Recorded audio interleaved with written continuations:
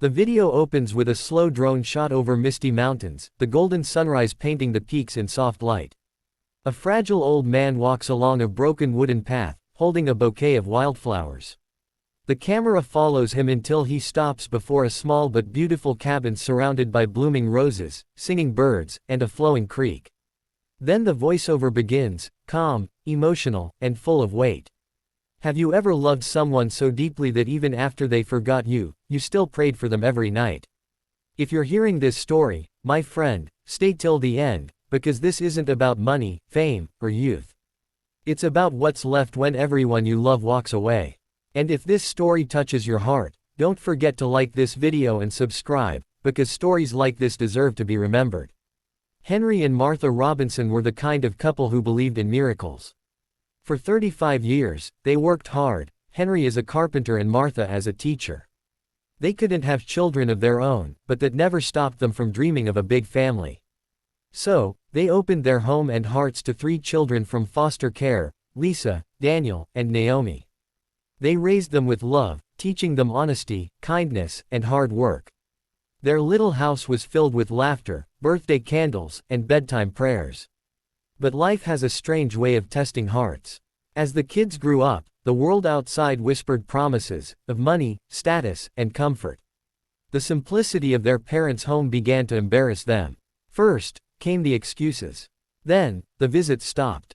Calls became rare. Henry and Martha would sit by the porch every Sunday evening, waiting for the sound of a car, hoping one of their children might surprise them. But no one came. Then, the eviction notice arrived. The old neighborhood was being sold to developers. Their home, the place where they had built a lifetime of memories, was gone. For the first time in 40 years, Henry looked defeated.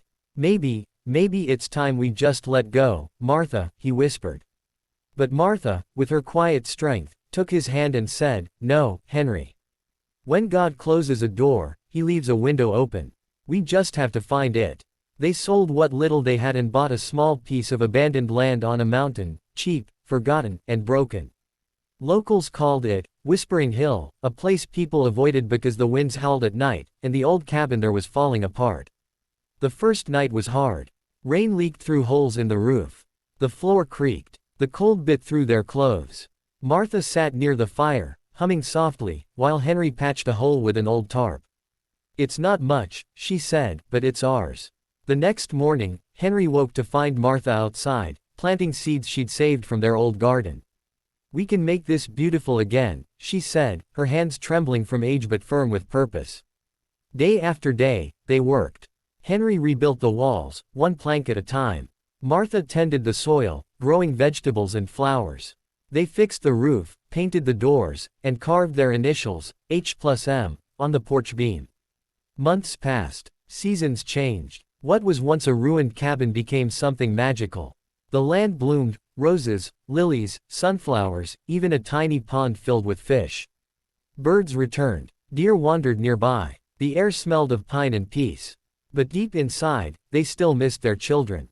Every Christmas, they'd send letters, never replied to. Every birthday, they'd pray for them. Then, one winter morning, fate intervened. A heavy snowstorm hit the town below, stranding cars on the road leading up to the mountains. Among them, Daniel, the oldest son. His fancy car broke down, his phone dead, his clothes soaked. Desperate, he stumbled through the snow until he saw smoke rising from a chimney. He followed it, until he reached a small cabin glowing with light. When he knocked on the door, an old man opened it. Daniel froze. "Dad." Henry blinked, unsure if he was dreaming. "Daniel." Behind him, Martha came running. Tears filled her eyes. Without hesitation, she wrapped her arms around him.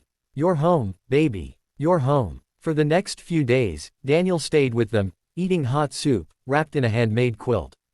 He watched how peaceful they were, how happy, how alive, despite having nothing the world called success. He couldn't sleep that night. Sitting by the fireplace, he whispered, "I forgot who I was, Mom. I forgot what love felt like." Martha smiled gently. "Then remember now, son. It's never too late to come home." When the snow melted, Daniel returned to the city. But he didn't stay away. He came back, this time with Lisa and Naomi. They cried as they walked through the cabin, seeing what their parents had built out of nothing. Lisa fell to her knees. "We left you when you needed us most." Henry placed his hand on her shoulder. "Children don't owe parents perfection. Just love. And it's still welcome here." From that day forward, the cabin became their family home, the place everyone gathered at during holidays. Daniel helped install solar panels. Naomi painted murals. Lisa started a small blog, sharing their parents' journey of resilience and love, calling it From Ashes to Eden. Years later, when Henry and Martha passed away peacefully, hand in hand, on their porch at sunset, the cabin remained a living memory of them. Birds still sang, flowers still bloomed, and every year, the children came back, planting new seeds in the garden their parents once built with bare hands and boundless love. The voiceover fades in again as the camera pans over the mountains, golden light washing over the cabin. Family isn't about blood, it's about who stays when the world walks away. Henry and Martha didn't just build a home, they built a heaven on earth. If this story touched your heart, don't forget to like this video, share it with someone who needs hope, and subscribe for more inspiring stories that remind us, love never grows old.